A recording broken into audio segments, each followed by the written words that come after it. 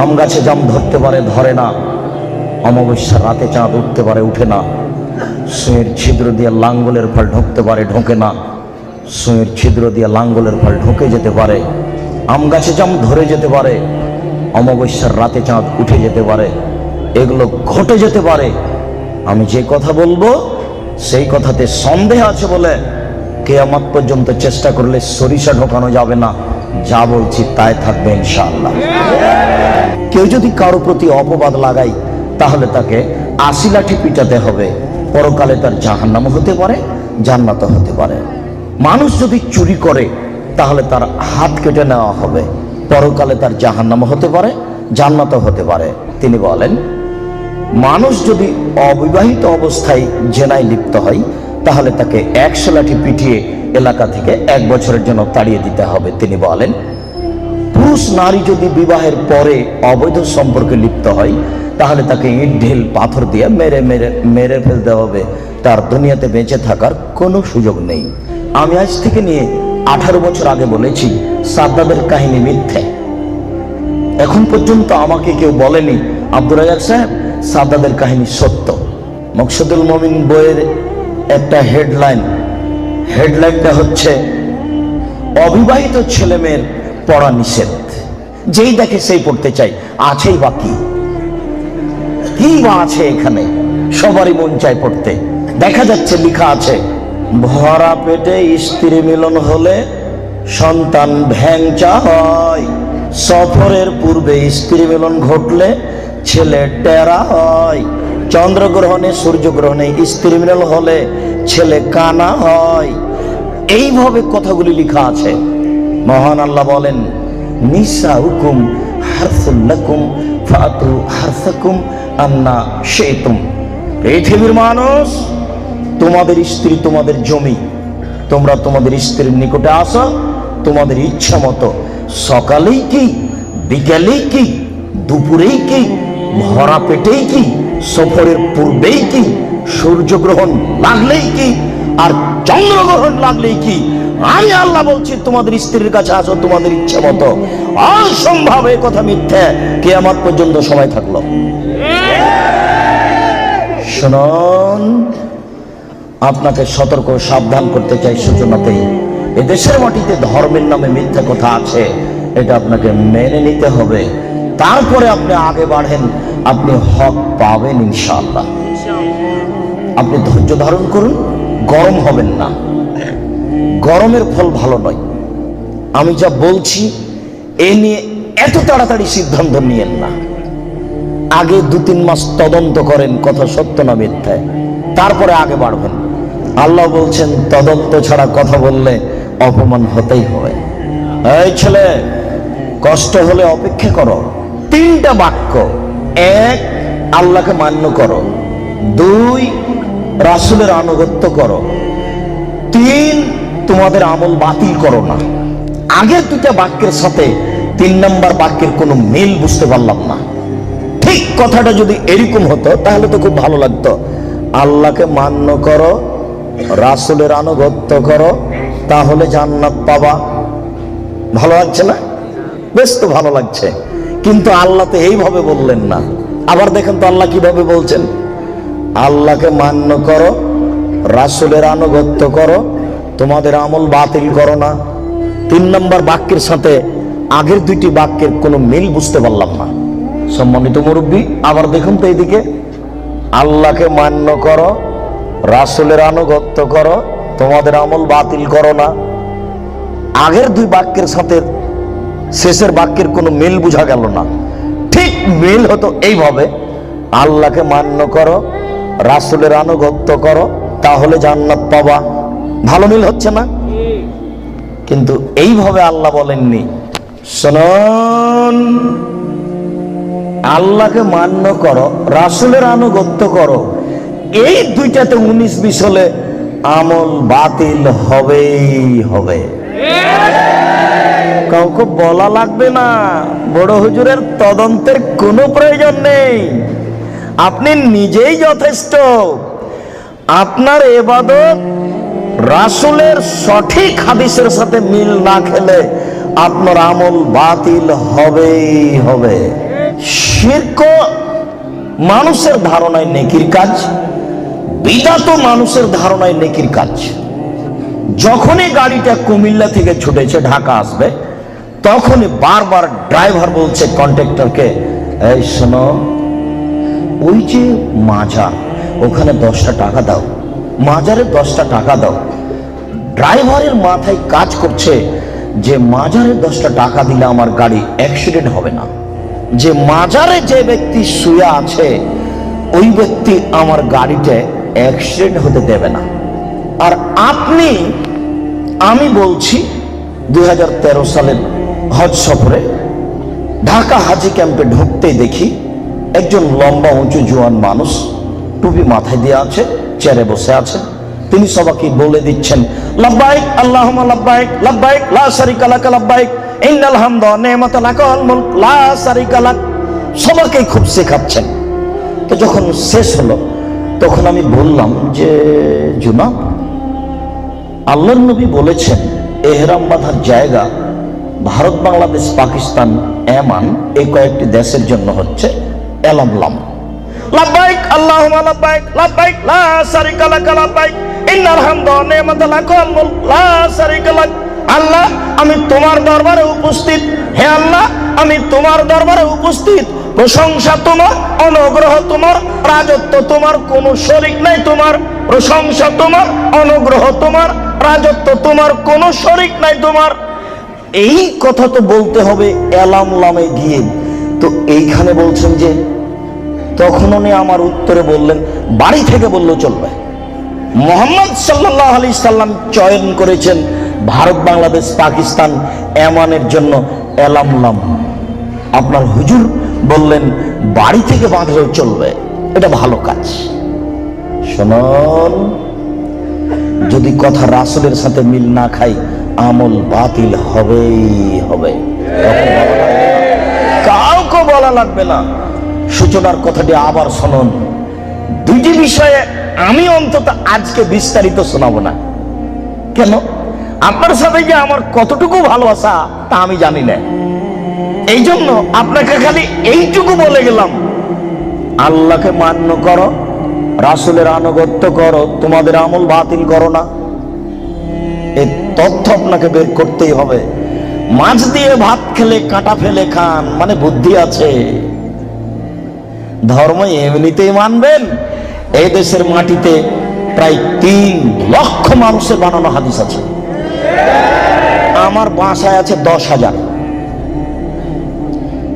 টাকার গায়ে লেখা আছে, চাহিবা মাত্র ইহার বাহককে দিতে বাধ্য থাকিবে। আমি আব্দুর রাজ্জাক 10,000 জাল জয়ীফ হাদিস দিতে বাধ্য থাকিব, চাহিবা মাত্র। লক্ষ লক্ষ মিথ্যে তাফসীর আছে। তার সূচনা স্বরূপ একটা বই আপনার হাতে দিয়েছি, বইটার নাম হলো তাফসীর কি মিথ্যা হতে পারে। ওই বইয়ে যা তাফসীর আছে সবই মিথ্যা, একটা তাফসীরও সত্য নেই। এখানে তো আপনি কোরআন মাজিদ উপস্থিত করেননি, নাহলে আপনাকে দেখাতাম। কোরআন মাজিদের শেষের দিকে, একটা পৃষ্ঠার শেষের দিকে ছোট্ট 4 লাইনের একটা দোয়া দিয়ে দেওয়া আছে, দোয়া খাতমুল কোরআন, উপরে হেডলাইন দেওয়া আছে, তারপর একটা দোয়া আছে।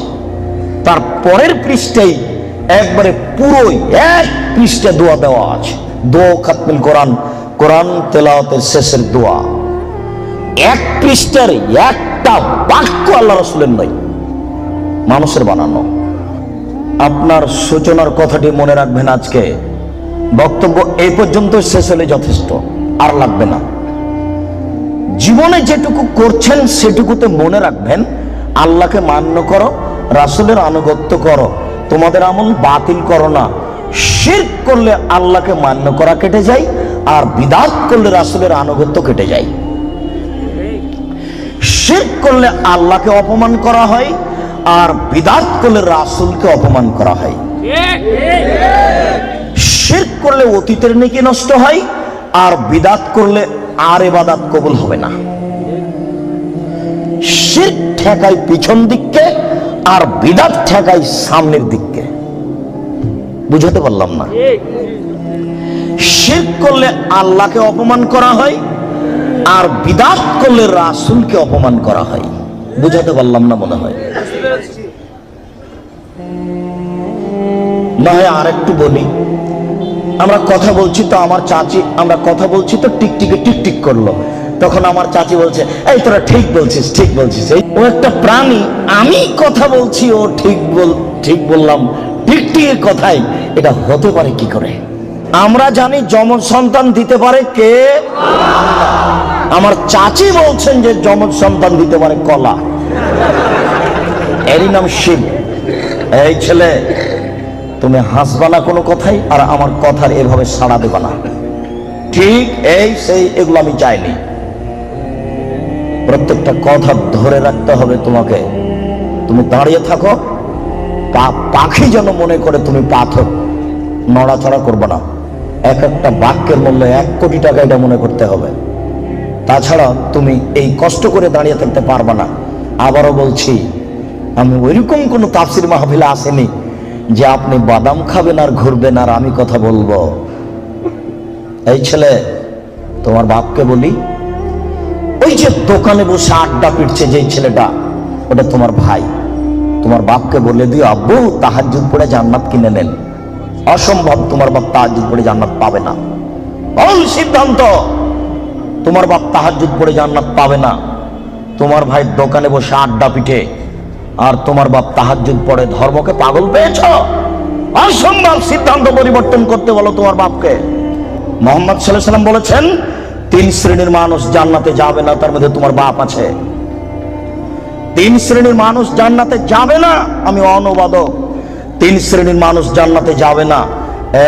1, মদমিনুল খামর, যারা নিয়মিত বিড়ি তামাক জর্দা সিগারেট গুল নেশাদার দ্রব্য খায় পান করে, তারা জান্নাতে যাবে না।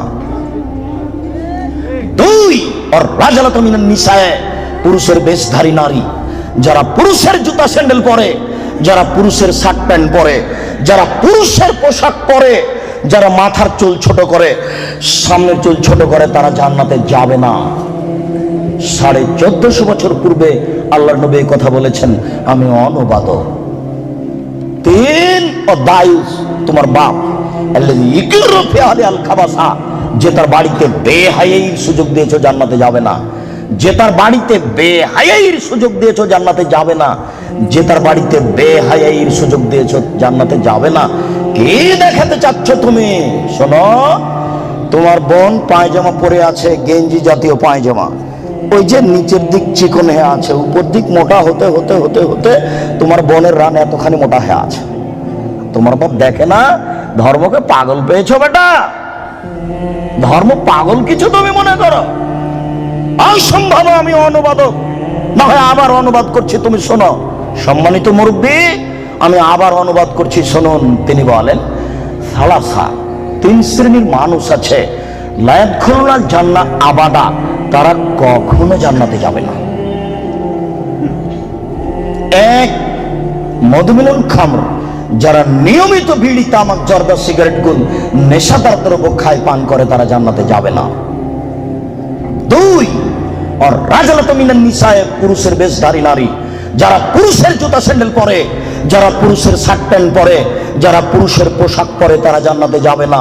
মুহাম্মদ সাল্লাল্লাহু আলাইহি সাল্লাম বলেছেন, আমি অনুবাদক। 3, দায়ুস, দায়ুস কে?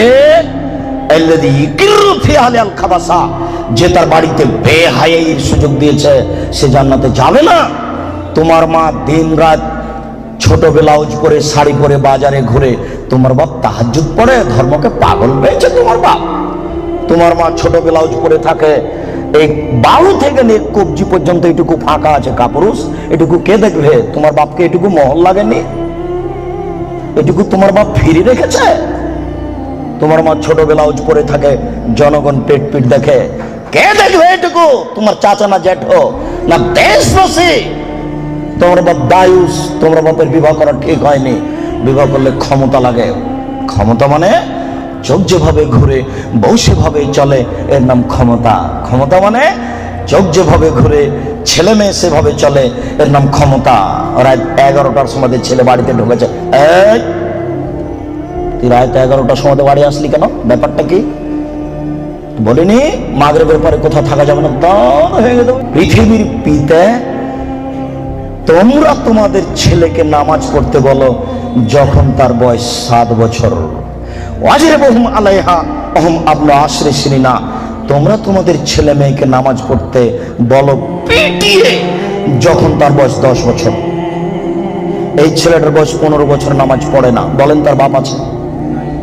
বলেন দেখি যে তার বাপ আছে? কাপুরুষকে আমরা বাপ বলি না। জবাব আমি দিব কেন? তোমার বাপকে তাহাজ্জুদ পড়ে জান্নাত কিনতে বলিও। আমি কথা এখনো বুঝাতে পারিনি, আবারও বলি, আল্লাহর নবী কি কোনোদিন কোনো ছেলেকে বলেছেন যে তুমি নামাজ পড়ো? কোন 10 বছরের বাচ্চাকে কি আল্লাহ নবী বলেছেন যে তুমি নামাজ না পড়ো নিলে পিটাবো? না তার বাপকে বলেছেন যে তুমি তোমার ছেলে মেয়েকে নামাজ পড়তে বলো? না, বুঝাতে পারলাম না। আল্লাহর নবী বাপকে বলেছেন না ছেলেটাকে বলেছেন? এবার ছেলে তুমি বলো, আমার বাপ তাহাজ্জুদ পড়ে জান্নাতে যাবে, আমার ছোট ভাই বাজারে ঘুরবে, আমার বোন নগ্ন পোশাক পরে কলেজে যাবে, আমার বাপ তাহাজ্জুদ পড়ে জান্নাত কিনে নিবে। পাগল পেয়েছো ধর্মকে? বিচার একদিন হবেই। মানুষের তো বিচার হবেই, পশু প্রাণীরও বিচার হবে, আপনি সাবধান থাকুন। মানুষের তো বিচার হবেই, পশু প্রাণীরও বিচার হবে। আপনাকে আমি কি দিয়ে বুঝাই বিচার কত কঠিন। সম্মানিত উপস্থিতি, সূচনাতে আরো দিয়ে একটি কথা বলি। বুখারী মুসলিমের হাদিস, 3 শ্রেণীর মানুষ দিয়ে জাহান্নাম উদ্বোধন হবে। আপনি দোকান উদ্বোধন করছেন হুজুর দিয়ে? আল্লাহর নবী বলেছেন 3 শ্রেণীর মানুষ দিয়ে জাহান্নাম উদ্বোধন হবে। 1 শহীদ, 2 দানশীল, 3 হুজুর। বুখারী মুসলিম বাংলা মেসকাত বিদ্যা অধ্যায় প্রথম অনুচ্ছেদে আছে 2-4টা হাদিসের পরে। আপনি এখনই গিয়ে বাড়িতে দেখবেন কয় শ্রেণীর মানুষ দিয়ে জাহান্নাম উদ্বোধন হবে? 3 শ্রেণীর। 1 শহীদ। তুমি যতই বলো না কেন বিচার একদিন হবে বোকা ছেলে, বাড়িতে ঢুকে যাও, পরিস্থিতি অতীব জটিল। 2 দানশীল, 3 হুজুর। হুজুর বুঝতে পারেননি আমি কত বড় বিপদে। এই ছেলে, তোমার মনে আছে কি আল্লাহ রাসূল চলে যাচ্ছেন, জিবরাইল ডান হাত ধরে আছেন, মিকাইল বাম হাত ধরে আছেন। তখন দেখলেন একটা লোক চিথে শুয়ে আছে, আর একটা লোক পাথর দিয়ে তার মাথাকে ভেঙে চৌচির করে দিচ্ছে। পাথর যখন মাথার উপরে মারছে, মাথা ফেটে চৌচির, পাথর ছিটকে দূরে চলে যাচ্ছে। আবার পাথর নিয়ে এসে আবার মারে। বলো তো ইনি কে? হুজুর। যার মাথা পাথর দিয়ে ফাটিয়ে দেওয়া হচ্ছে ইনি হুজুর। বুখারী মুসলিমের হাদিস। ওই যে আল্লাহ রাসূল বললেন হুজুরকে জাহান্নামে দেওয়া হবে, দেওয়ার সাথে সাথে ভুঁড়িটা বের হয়ে ঝুলবে। তখন হুজুর ভুঁড়ি নিয়ে ঘুরতে থাকবে। গরুর পায়ে ধান মারার সময় গরু যেমন ঘুরে। আপনারা তো শহরের মানুষ, এই কথা বুঝবেন কিনা? আচ্ছা, আপনারা জীবনে কোনোদিন গরুর পায়ে ধান মারা দেখেছেন? তো গরু যেমন ঘুরে হুজুর তেমন ঘুরবেন, ভুঁড়িটা ঝুলতে থাকবে জাহান্নামে। তখন জাহান্নামীরা এসে বলবে, মালাক হুজুর ব্যাপারটা কি? আপনি কেন এখানে? আনতা তামরুল বিল মারুফ ওয়া তানহা আনিল মুনকার। আপনি তো আমাদেরকে ভালো কথা বলছিলেন, মন্দ থেকে নিষেধ করছিলেন। হুজুর তখন বলবে, কি করি, আমি ভালো বলেছি, ভালো করিনি যে। বুখারী মুসলিম। আল্লাহ নবী বলছেন যে আমাকে ওপরে নিয়ে যাচ্ছেন জিবরাইল, দেখলাম অনেক মানুষ তাদের ঠোঁট এবং জিহ্বাকে আগুনের কেঁচি দিয়ে কেটে দেওয়া হচ্ছে। আচ্ছা, কেঁচি বুঝেন কি আপনারা? কেঁচি, কাঁচি, এটা আগুনের। জিহ্বা এবং ঠোঁটকে কেটে দেওয়া হচ্ছে বহু মানুষ। আমি বললাম, জিবরাইল মান হাওলা, ব্যাপারটা কি? এরা কারা? কাদের ঠোঁট এবং জিহ্বা কেটে দেওয়া হচ্ছে? জিবরাইল উত্তরে বলেন, হাওলাই খুতবা মিন উম্মতিক, এরা হচ্ছে আপনার উম্মতের বক্তা, যারা বক্তৃতা করে বেড়াতো, আমি অনুবাদক। হুজুর যে কত বড় বিপদে তা হুজুর জানেন না, উনি ভাবতেও চান না আমি কত বড় বিপদে। হুজুর ধর্মকে এভাবে প্রচার করিয়েন না, বিচার একদিন হবেই। এই ছেলে, তোমার বাপকে নিয়ে কথা এসেছে, তোমার বাপের বিবাহ করা ঠিক হয়নি, বিবাহ করলে ক্ষমতা লাগে। শোনো, আমার কথাকে তুমি মূল্যায়ন করার চেষ্টা করো। আমি তোমাকে পরামর্শ দিয়েছি, তোমার বাপের জমিদারি আছে, বড় ব্যবসা করো। টাকা কম আছে কলা বিক্রি করে খাও, তার চেয়ে টাকা কম আছে চকলেট বিক্রি করে খাও। যদি চকলেট বিক্রি করে খাওয়ার টাকা না থাকে তাহলে মানুষের বাড়িতে কাজ করে খাও। যদি মানুষের বাড়িতে দোকানপাটে কাজ করে খেতে না পারো, তাহলে ভিক্ষা করে খাও। ভিক্ষা করা টাকা দিয়ে চাউল কিনে ভাত খেয়ে ইবাদত কবুল হবে। শোনো, আমি ভিক্ষা করতে বলিনি, এটা শেষ স্তর। ভিক্ষা করা টাকা দিয়ে চাউল কিনে ভাত খেয়ে ইবাদত কবুল হবে। শোনো, ভিক্ষা করা টাকা দিয়ে চাউল কিনে ভাত খেয়ে ইবাদত কবুল হবে। যৌতুকের টাকা দিয়ে চাউল কিনে ভাত খেয়ে ইবাদত কবুল হবে না। নাপিতকে ঘর ভাড়া দিয়েছ, ওই টাকা দিয়ে চাউল কিনে ভাত খেয়ে ইবাদত হবে না। নাপিত দাড়ি চাঁচে। এদেশের কোন ব্যাংকে চাকরি করে সেই টাকা দিয়ে চাউল কিনে ভাত খেয়ে ইবাদত কবুল হবে না। তুমি ধর্মকে পাগল মনে করো না কিছু। শোনো, কোন এনজিওতে চাকরি করে সেই টাকা দিয়ে চাউল কিনে ভাত খেয়ে ইবাদত কবুল হবে না। 1450 বছর পূর্বে তিনি বলেছেন, একটা লোক বিপদে পড়েছে, মাঠে আছে, বাইরে আছে, বিপদে পড়ে হাত তুলে আল্লাহর দরবারে প্রার্থনা করছে। মাতামো হারামুন, তার খাদ্য আছে হারাম। মালবাসো হারামুন, তার পোশাক আছে হারাম। মাশরাবু হারামুন, তার পানি আছে হারাম। গজিয়া বিল হারামে, তার জীবিকা নির্বাহ হারাম। আল্লাহ ইস্তাজাল্লাহু, তার দোয়া কি করে কবুল হতে পারে? তার ইবাদত কবুল হবে না, তুমি মনে রেখো। শোনন, তোমার বাপকে বলছি, শোনো, তোমার বাপ তোমাকে আর তোমার বোনকে, ছেলে মেয়েকে লালন পালন করবে বাপের জমিদারি দিয়ে। যদি সম্ভব না হয়, তোমার বাপ ছেলে মেয়েকে লালন পালন করবে কলা বিক্রি করে। যদি সম্ভব না হয়, তোমার বাপ ছেলে মেয়েকে লালন পালন করবে চকলেট বিক্রি করে। যদি সম্ভব না হয়, তাহলে তোমার বাপ ছেলে মেয়েকে লালন পালন করবে দোকানে কাজ করে, মানুষের বাড়িতে কাজ করে। যদি সম্ভব না হয়, তোমার বাপ ছেলে মেয়েকে লালন পালন করবে ভিক্ষা করে। তোমার বোন গার্মেন্টসে আসলো কেন বলো তুমি? তোমার বাপ ধর্ম দেখাচ্ছে? আমি মনে হয় কথা বুঝাতে পারলাম না। তোমার বাপ তোমাকে আর তোমার বোনকে কিভাবে লালন পালন করবে? শেষ পর্যন্ত ভিক্ষা করে। তারপরে তোমার বোন গার্মেন্টসে আসতে পারে না। আমি বুঝাতে পারলাম না। তোমার বাপ শেষ পর্যন্ত তোমাকে আর তোমার বোনকে কি করে খাওয়াবে? ভিক্ষা করে। ভিক্ষা করা অপছন্দ, তবে জায়েজ। আমি কখনো ভিক্ষা করতে বলিনি, তবে ভিক্ষা করা যায়, যেটা হলো উপার্জনের শেষ পথ। আমি মনে হয় পথ বুঝাতে পারলাম না। শোনো, তোমার বাপকে আল্লাহ রাসূল 5টা দিয়েছেন নীতি। 5টা ক্ষমতা থাকলে বিবাহ করো, তাছাড়া করো না। 5টা ক্ষমতা থাকলে বিবাহ করো, তাছাড়া করো না। 1, যে মানের খাচ্ছ সে মানের খাওয়াবা। 2, যে মানের পড়ছ সে মানের পড়াবা। 3, কখনো স্ত্রীকে কটু কথা বলবা না। স্ত্রী রান্না করে দেয়, ঘর বাড়ি ঠিকঠাক করে দেয়, স্ত্রীর সাথে মিলে শান্তি পাওয়া যায়, তার মুখের উপরে মারো কি করে কাপুরুষ? তাকে গালি দাও কি করে? ও তোমার সব, তোমার শান্তির মাধ্যম। তুমি তার সাথে মেজাজ কড়া করে কথা বলো কি করে? আল্লাহ রাসূল বলছেন, খাইরুকুম খাইরুকুম লিআহলি ওয়া আনা খাইরুল লিআহলি।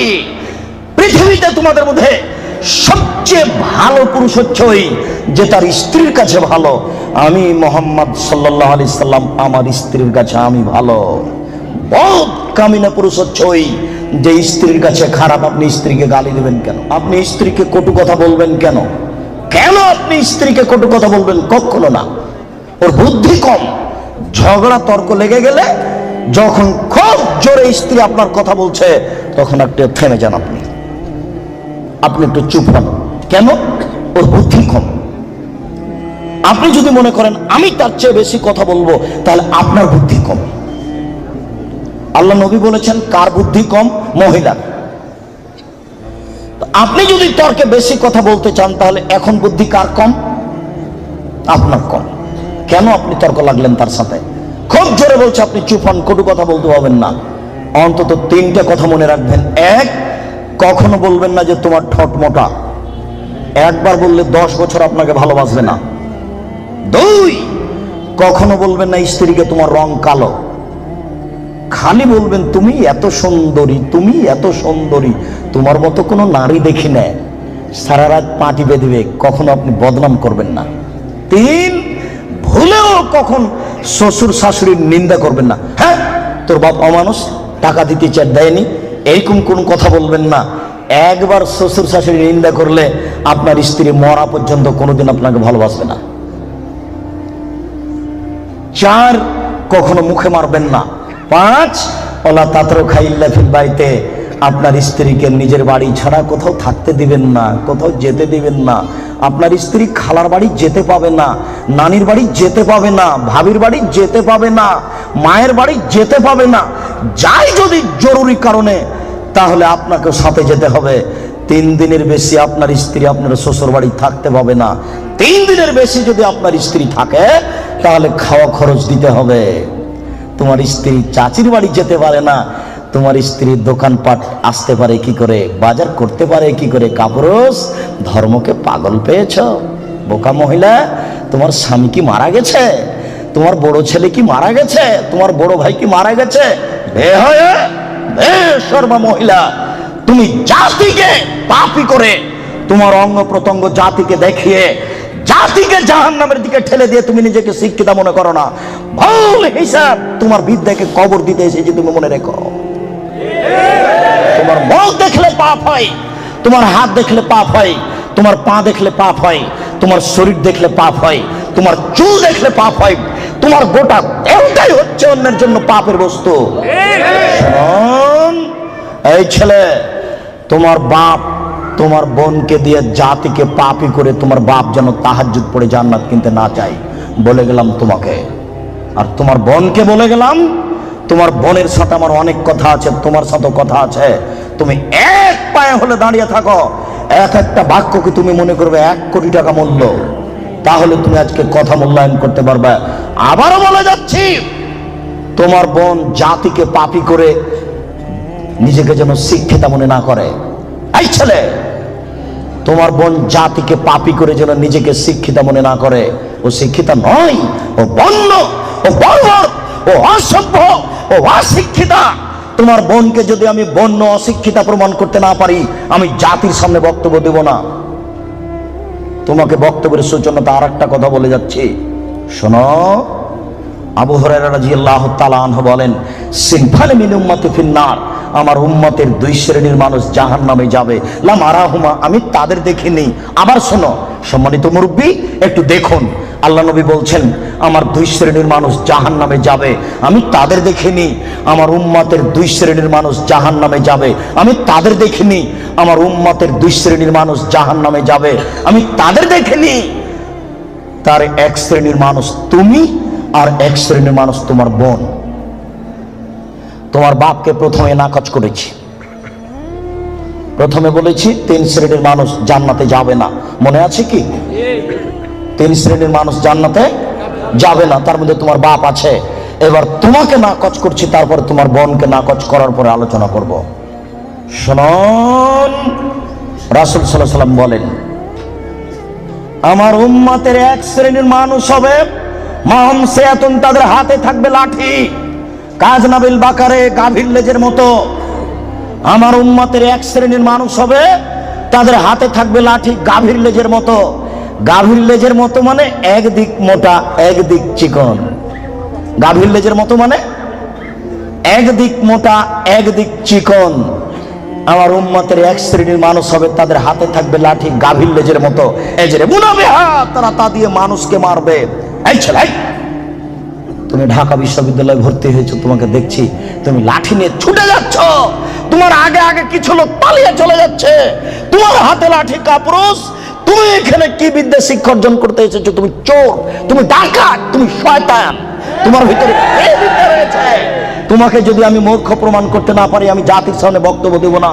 তোমার হাতের কাল লাঠি, তুমি বলো, তুমি এসেছো চাঁপাইনবাবগঞ্জ থেকে পড়াশোনার জন্য, তোমার হাতে কেন লাঠি?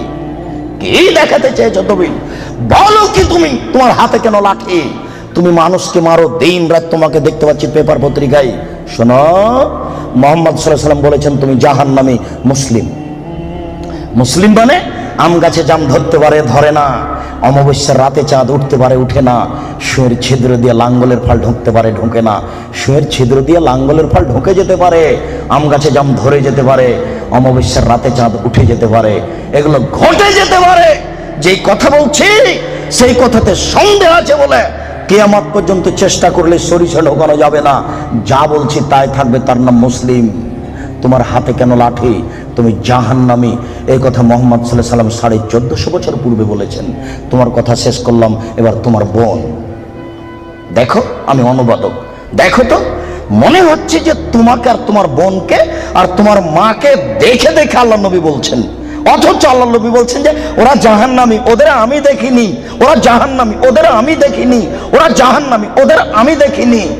দুই, নিসাউন, মহিলা, কাশে এতন, কাপড় পরে থাকবে, আর এতন, উলঙ্গ। দেখো তো তোমার বোনের সাথে মিল খায় কিনা। আমি আবার অনুবাদ করি। নিসাউন, মহিলা, কাশে এতন, কাপড় পরে থাকে, আর এতন, উলঙ্গ। কাপড় পরে উলঙ্গ হয়, এ কথা মুহাম্মদ সাল্লাল্লাহু আলাইহি সাল্লাম বলছেন। তুমি এখন বুঝো সেটা কেমন। তুমি দেখতে পাও না, একটু আগে সূচনাতে বললাম, তোমার বোনের গেঞ্জি জাতীয় পায়জামাটা তুমি দেখো না, তোমার বাপ দেখে না। বাপ বেটা কি লজ্জা বেঁচে খেয়েছ? তোমার বোন কি লজ্জা বেঁচে খেয়েছে? শোনো, তাহাজ্জুদের নাম ঈমান নয়। শোনো, হজের নাম ঈমান নয়, লজ্জার নাম ঈমান। আল্লাহ রাসূল বলছেন, আল হায়া মিনাল ঈমান ওয়াল ঈমান ফিল জান্নাহ। লজ্জাই হচ্ছে ঈমান, ঈমানই হচ্ছে জান্নাত। লজ্জাই হচ্ছে ঈমান, ঈমানই হচ্ছে জান্নাত। লজ্জাই হচ্ছে ঈমান, ঈমানই হচ্ছে জান্নাত। লজ্জা নেই যার, ঈমান নেই তার। লজ্জা নেই যার, ঈমান নেই তার। ঈমান নেই যার, জান্নাত নেই তার। ঈমান নেই যার, জান্নাত নেই তার। ঈমান নেই যার, জান্নাত নেই তার। লজ্জা নেই যার, ঈমান নেই তার। আমি অনুবাদক। 1450 বছর পূর্বে মুহাম্মদ সাল্লাল্লাহু আলাইহি ওয়াসাল্লাম কথা বলেছেন।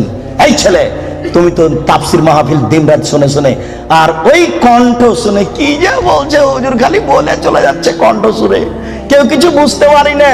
3 ঘন্টা তাফসির করার পরে হুজুর বলছেন যে এই আয়াতের তাফসির করতে আরো 2 দিন লাগবে।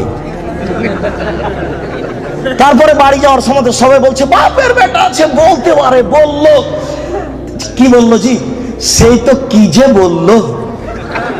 আমি কিন্তু রাজশাহী চাঁপাইনবাবগঞ্জের মানুষ। আমার দন্তেস তালে বসা, তালে বসা, তালে বসা। কাজে আপনি খুব ভদ্রতা বজায় রেখে একটু 19-20 হলেও আপনি বুঝার চেষ্টা করবেন। তবে আমি প্রাণপণে চেষ্টা করছি আপনাকে বোঝানোর জন্য। আমি আপনার কিছু না কিছু উপকার করবই করবো ইনশাআল্লাহ। আপনি খালি একটু ধৈর্য ধারণ করুন। ইচ্ছা করলেই সময় বের করা যায় না। 5 মাস থেকে এই সময়টা ঠিক করা হয়েছে, তবু কত ঠেলা ঠেলি, এই দিনের উপরে যে কত আঘাত আসলো, তারপরেও চলে এসেছিল। তার মানে এটা তাকদীর। একটু মূল্যায়ন করেন, কাজ তো আপনার অনেক আছে। এই ছেলে, ওই যে 5 তলা বাড়িতে, ওই যে ওরা স্বামী স্ত্রী এখন পতিতালয়ের মেয়েকে নিয়ে বসে আছে টিভিতে, তো তুমি আর আমি ঠেকাতে পারছি? কি ঠেকানোর আছে? তুমিও যাও, যে বসে থাকো, কিছু করার নেই। এসেছো, একটু ধৈর্য ধারণ করো।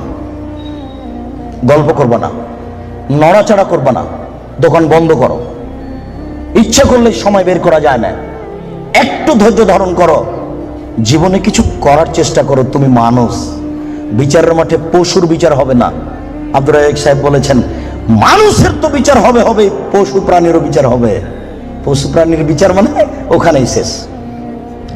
একটা সিংওয়ালা ছাগল যদি একটা অসিংওয়ালা ছাগলকে গুতা মেরে থাকে, তা আল্লাহ রাসূল বলছেন, আল্লাহ তাআলা অসিংওয়ালা ছাগলকে সিং দিয়ে বলবেন, এই সেই ছাগল, তোমার সিং দিয়ে দিয়েছি, তুমি এখন গুতা মেরে না। তারপরে বিচার শেষ। তার জাহান্নাম জান্নাত নেই। মানুষের জাহান্নাম জান্নাত আছে। একটু ধৈর্য ধারণ করুন, বোকামির পরিচয় দিয়েন না। ইচ্ছা করলেই সময় বের করা যায় না। আপনি কথাকে মূল্যায়ন করুন। এই ছেলে, কথা শেষ করছি অংশে, তুমি শোনো। তুমি জাহান্নামী, এ কথা আল্লাহর নবী বলেছেন। তোমার হাতে লাঠি, গাভীর লেজের মতো তুমি মানুষকে মারো। তোমার বোন জাহান্নামী। তোমার বাপকে তাহাজ্জুদ পড়ে জান্নাত কিনতে বলিও কাপুরুষ। ভুল বুঝেছে তোমার বাপ আর তুমি। ভুল সিদ্ধান্ত। তোমার বাপ তাহাজ্জুদ পড়ে জান্নাত পাবে না। তোমাকে বারবার বলে যাচ্ছে, তুমি মনে রেখো। তোমার বোন এখনো ঠোঁটে লিপস্টিক দিয়ে বাজারে ঘুরছে। ঢাকা শহরে এভাবে ঘুরতে হবে কে বলেছে? তুমি ধর্মকে পাগল পেয়েছো। তোমার বাপের তাহাজ্জুদকে তুমি তুলে রাখো, তোমার মায়ের কোরআন তেলাওয়াতকে তুলে রাখো। তোমার বোনের বিদ্যাকে কবর দিতে এসেছে, তুমি মনে রেখো। শোনো, তোমার বোন মানুষকে নিজের দিকে আকৃষ্ট করে, মাইলাতুম, সে নিজেও পুরুষের দিকে আকৃষ্ট হয়। বাড়িতে ছিল, ভালোই ছিল, বাজারে বের হয়েছে বিকাল 3টেই, রাত 9টায় যাবে। হাঁটার সময় কেন জানি কেমন কেমন করে, কেন জানি আনছান আনছান করে। একবার ডান দিকে যায়, একবার বাম দিকে যায়, একবার মাথার চুল নাড়ে, একবার হাত হিলাই, কেন জানি কেমন কেমন করে, কেন জানি আনছান আনছান করে। আল্লাহ নবী বলছেন ও নিজে পুরুষের দিকে আকৃষ্ট হয়েছে। লা ইয়াদখুলুল জান্নাহ, ও জান্নাতে যাবে না, ও জান্নাতে যাবে না, ও তো জান্নাতে যাবে না, যাবেই না। ওয়ালা ইয়াজিদনা রিহা, সে জান্নাতের গন্ধ পাবে না। হাই না রিহা তুজাদু মিন মাসরিতি কাদা ওয়া কাদা, এই জান্নাতের গন্ধ পাওয়া যায় 1 বছরের দূরত্ব পথ থেকে। এটা জান্নাত। এখানে একটা দ্রুতগামী ঘোড়া দৌড়াতে আরম্ভ করেছে। 1 বছর দৌড়িয়ে যত পথ যাবে, ওই পথের মাথাতে যদি কেউ দাঁড়াই, তাহলে ও জান্নাতের গন্ধ পাবে। তোমার বোন জান্নাতে তো যাবে না, যাবেই না, জান্নাতের গন্ধ পাবে না। বলে রাখলাম আমি অনুবাদক। আজকেই তোমার বোনকে সিদ্ধান্ত পরিবর্তন করতে বলো, তওবা করে পোশাক পরিবর্তন করে আল্লাহকে ভয় করতে বলো।